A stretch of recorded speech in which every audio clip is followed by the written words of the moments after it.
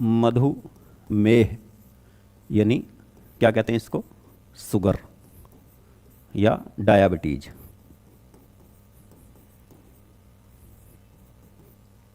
ये भी भैया असंक्रामक रोग है, ये भी क्या है, असंक्रामक रोग है। और ये दो प्रकार का होता है, मधुमेह या डायबिटीज जो होता है कितने प्रकार का होता है, दो प्रकार का। कौन कौन सा, एक डायबिटीज का नाम होता है डायबिटीज मेलाइटिस, क्या, मेलाइटिस। और भाई दूसरा होता है डायबिटीज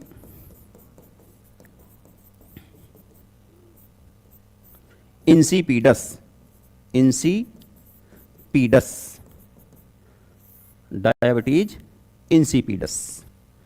अब क्या क्या है इसमें, डायबिटीज मेलाइटिस के लिए रेस्पॉन्सिबल होता है पेनक्रियाज से रिलीज होने वाला इंसुलिन हार्मोन। किससे, अग्नाशय से। किससे, अग्नाशय। देखो भाई अग्नाशय जो होता है उसका 98% भाग तो होता है भाई बहिस्रावी, ठीक है, और 2% भाग होता है अंतःस्रावी। कैसा, अंतःस्रावी।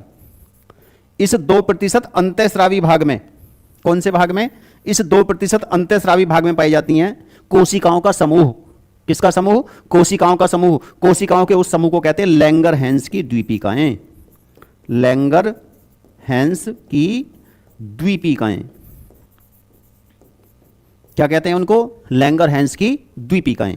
अब ये लैंगरहैंस की जो द्वीपिकाएं होती हैं भाई, इन लैंगरहैंस की द्वीपिकाओं में होती हैं कोशिकाएं 3 प्रकार की। कौन कौन सी, अल्फा, बीटा और डेल्टा।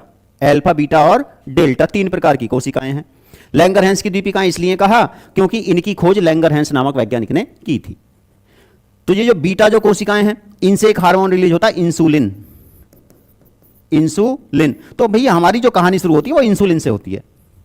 ये तो आपको बता दिया कि कहां से क्या है। हम ये भी कह सकते हैं कि डायबिटीज मेलाइटिस क्या होता है, यदि बॉडी में अग्नाशय से स्रावित होने वाला इंसुलिन हार्मोन कम हो जाए।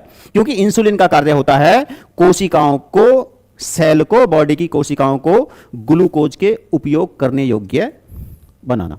अर्थात दूसरे शब्दों में कहा जाए तो बॉडी जो ग्लूकोज का उपयोग करती है, शरीर जो ग्लूकोज का उपयोग करता है, बॉडी की सेल्स जो ग्लूकोज का उपयोग करती हैं, वो इंसुलिन की प्रेजेंटेशन में करती हैं। ये हार्मोन है। कहां बनता है भैया, ये अग्नाशय में। अब यदि अग्नाशय की कोशिकाएं इंसुलिन कम मात्रा में बनाने लगें, कि इंसुलिन की मात्रा बॉडी में कम हो जाए, तो क्या होगा, ब्लड में ग्लूकोज की मात्रा बढ़ने लगती है। ब्लड में ग्लूकोज की मात्रा बढ़ने लगती है। अब यदि एक खास लेवल के बाद ग्लूकोज की मात्रा बॉडी में, ब्लड में अधिक हो जाए तो उसको कहा जाता है डायबिटीज मेलाइटिस। तो क्या है डायबिटीज मेलाइटिस, इंसुलिन की कमी होने पर रुधिर में ग्लूकोज की मात्रा एक्स्ट्रा हो जाती है, बढ़ जाती है, ज्यादा हो जाती है, जिसको डायबिटीज मेलाइटिस कहते हैं। अब इधर आ जाओ, डायबिटीज इंसिपिडस, इसका कारण क्या है, डायबिटीज इंसिपिडस। डायबिटीज इंसिपिडस क्या है, देखो हमारी बॉडी में ग्रंथि होती है भैया, पीयूष ग्रंथि। ये भी अंतःस्रावी ग्रंथि है। कौन सी ग्रंथि, पीयूष, ब्रेन में होती है, ब्रेन में, हाइपोथैलेमस के पास। पीयूष को मास्टर ग्रंथि भी कहते हैं क्योंकि ये बाकी ग्रंथियों को कंट्रोल करने का कार्य भी करती है और बहुत सारे हार्मोन रिलीज करती है। तो इस पीयूष ग्रंथि से एक हार्मोन रिलीज होता है जिसका नाम होता है एडीएच। क्या नाम होता है, एडीएच हार्मोन, मतलब एंटी डायूरेटिक। क्या है ये, एडीएच का मतलब क्या है, एंटी डायूरेटिक। क्या, एंटी डायूरेटिक हार्मोन। अब ये काम क्या करता है, देखिए हमारी किडनी होती, किडनी, किडनी की जो कार्य करने की इकाई है, किडनी का कार्य क्या है, किडनी का कार्य होता है ब्लड से यूरिन को अलग करना, ब्लड से यूरिन को अलग करना। अब किडनी की जो कार्य करने की यूनिट है, किडनी में जो ये ब्लड से यूरिन को अलग करने का सिस्टम है, जहां ये कार्य होता है, उसको कहते हैं नेफ्रॉन, वृक्क नलिका। वृक्क नलिका के 5 भाग होते हैं, बॉमेन संपुट, समीपस्थ नलिका, हेनले का लूप, दूरस्थ नलिका, संग्रह नलिका।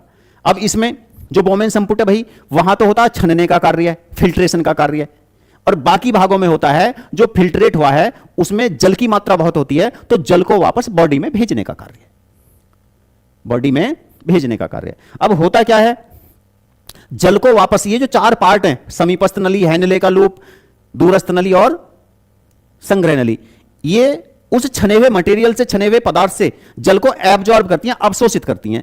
और अवशोषित करने की जो दर होती है, जो कैपेबिलिटी है, जो क्षमता है, उसका निर्धारण करता है यह हार्मोन, एंटी डाययूरेटिक हार्मोन। अब यदि पीयूष ग्रंथि से यह हार्मोन कम मात्रा में रिलीज हो, पीयूष ग्रंथि से यह हार्मोन कम मात्रा में रिलीज हो, तो उधर वो अवशोषित नहीं कर पाएंगी। किडनी ने फिल्टर छान दिया, लेकिन उसमें से जल और खनिज लवण वापस नहीं जा पाए, तो बॉडी में क्या हो जाएगा? बॉडी में जल की कमी हो जाएगी, यानी ब्लड में जल की कमी होगी, ब्लड गाढ़ा हो जाएगा, श्यान हो जाएगा और यूरिन की मात्रा बढ़ जाएगी। तो ऐसी यदि कंडीशन कहीं है कि किसी व्यक्ति में पीयूष ग्रंथि से एंटीडायरेटिक हार्मोन कम रिलीज हो, तो उसमें यूरिन की मात्रा बढ़ जाती है, ब्लड में जल की मात्रा कम हो जाती है, यानी ब्लड गाढ़ा हो जाता है, शरीर निर्जलीकरण होने लगता है और बॉडी जो होती है वो सूखने लगती है। तो ऐसे शुगर या ऐसे मधुमेह को कहते हैं डायबिटीज इंसिपिडस। क्या कहते हैं उसको? Diabetes insipidus. तो ये हो गया भाई डायबिटीज या शुगर। अब इसके बाद देख लीजिए आप